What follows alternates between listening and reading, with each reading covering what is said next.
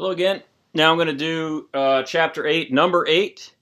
And this is a fairly typical question in textbooks. What's included in GDP and what isn't?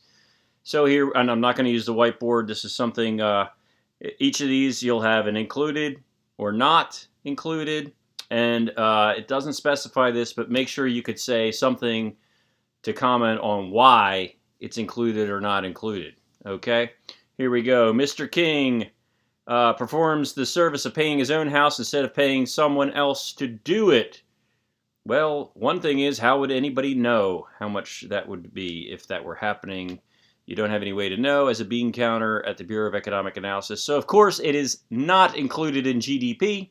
But the real reason that you might cite why is because that's called household production, and household production is very nice. It is production, but it is not included in GDP. Letter B, Mr. King paints houses for a living. Now we're talking about someone's income. So this is included in GDP. One could say this is because this is income, or when someone has their house painted by the service. It's another thing it is a service. That's consumption. Household consumption is where that would fall under when someone pays Mr. King to do that using our C plus I plus G plus NX identity. Letter C, Mrs. King earns income from parents by taking baby photos from her digital photography studio. This is a service.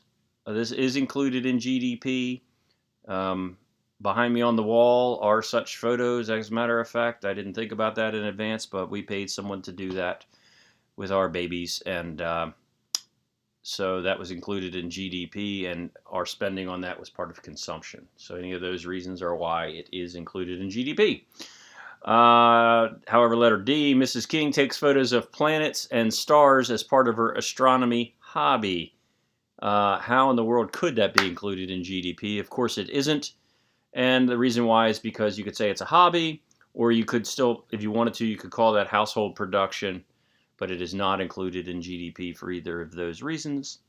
Letter E, E-Trade charges fees to process internet orders for stock trades. The fee is a service charge. It's a part of a service that we are receiving as households, and so that is, the service charge is included in GDP. Number F mixes it up a little bit for us. Mr. Ho spends $10,000 on shares of stock via an internet trade order and pays a $10 brokerage fee. So here we have a little bit to think about or to say. Hopefully this is pretty clear. How much is included in GDP? They give us $2 figures here, not the whole amount. The $10 brokerage fee is a service fee. It's a service.